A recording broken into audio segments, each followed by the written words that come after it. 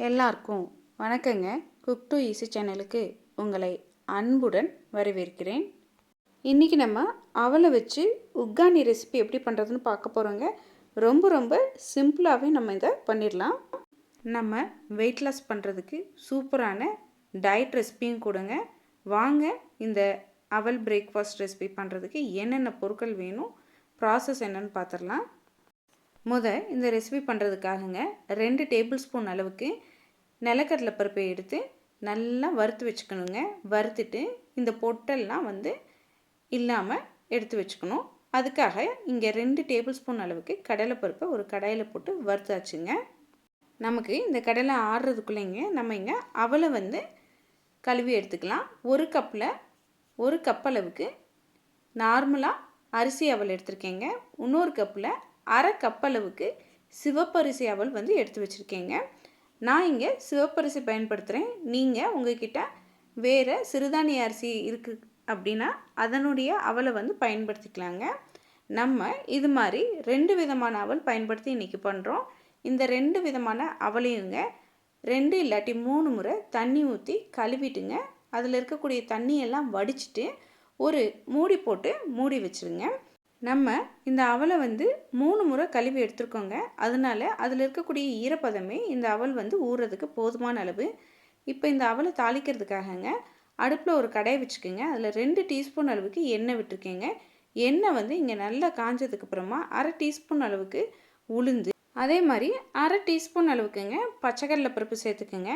இது கூடவே அரை டீஸ்பூன் அளவுக்கு நம்ம கடுகு சேர்த்துக்கிறோம். 1/4 டீஸ்பூன் அளவுக்கு ஜீரகம், இது எல்லாத்தையும் சேர்த்துங்க நல்லா நம்ம ஃப்ரை பண்ணிக்க போகிறோம். நம்ம போட்டிருக்கக்கூடிய எல்லா தாளிப்பு பொருட்களும் நல்லா ஃப்ரை ஆகிக்கணும். அதுக்கப்புறமா நம்ம என்னென்ன பொருட்கள் சேர்க்குறோம் அப்படிங்கிறது பார்க்கலாம் வாங்க. கடுகு உளுந்தெல்லாம் நல்லா பொரிஞ்சதுக்கப்புறங்க ஒரு கொத்தளவுக்கு கருவேப்பிலையை சேர்த்துக்குங்க. கருவேப்பிலையும் நல்லா ஃப்ரை பண்ணதுக்கப்புறமாங்க நம்மளுடைய காரத்துக்கு தகுந்த மாதிரி நம்ம பச்சை மிளகாய் இதில் ஆட் பண்ணிக்கலாங்க. நான் 4 பச்சை மிளகாயை இது மாதிரி கீறி போட்டு எண்ணெயில் போட்டு நல்லா ஃப்ரை பண்ணிக்கிறேங்க. இப்போ நம்ம போட்டிருக்கக்கூடிய எல்லா பொருட்களுமே நல்லா ஃப்ரை ஆனதுக்கப்புறம் ஒரு மீடியம் சைஸு பெரிய வெங்காயத்தை சின்னதாக நறுக்கி வச்சுருக்கேன். அதையும் நீங்கள் எண்ணெயில் போட்டு ஃப்ரை பண்ணிக்கிங்க. நம்மளுடைய வெங்காயம் ஓரளவுக்கு வதங்கினதுக்கப்புறமா மற்ற பொருட்களெல்லாம் இதில் சேர்த்துக்க போகிறோங்க. நமக்கு வெங்காயம் இங்கே ஓரளவுக்கு வதங்கிருச்சுங்க. இந்த ஸ்டேஜில் ஒரு மீடியம் சைஸ் தக்காளியை கட் பண்ணி வச்சுருக்கேன். அதே போல் ஒரு மீடியம் சைஸு கேப்சிகமும் கட் பண்ணி வச்சுருக்கேங்க. இது ரெண்டையுமே ஒரே டைமில் சேர்த்து நல்லா வதக்கிக்க போகிறோங்க. நம்ம போட்ட தக்காளி அதே போல் கேப்சிகம் இது ரெண்டுங்க இங்கே நல்லா வதங்கி வந்துடுச்சு. இப்போ இந்த ஸ்டேஜில் நமக்கு நம்மளுடைய அவலுக்கு தேவையான அளவு உப்பையுமே நம்ம இந்த ஸ்டேஜில் இந்த காய்கறிகளோடு சேர்த்துக்க போகிறோங்க. காய்கறி நல்லா வதங்கினதுக்கப்புறமாங்க இங்கே 1/4 டீஸ்பூன் அளவுக்கு மஞ்சத்தூள் சேர்த்துக்கிறோங்க. நம்ம சேர்த்துக்கிற இந்த மஞ்சத்தூளோடையே இந்த காய்கறிக்கு தேவையான அளவு உப்பையுமே நீங்கள் சேர்த்துருங்க. சேர்த்துட்டு இதை ஒரு முறை நல்லா எண்ணெயில் ஃப்ரை பண்ணிக்கிங்க. இப்போ நம்மளுடைய இந்த தாளிப்பு ரெடி ஆயிடுச்சுங்க. இப்போ அடுப்பை சிம்மில் வச்சுட்டுங்க நம்ம ரெடியாக ஊற வச்சுருக்கக்கூடிய இந்த 2 விதமான அவலையுமே நம்ம கலந்துக்க போகிறோங்க. கலந்து தாளிப்போடு சேர்த்து நல்லா கிளறி எடுத்துக்க போகிறோம்.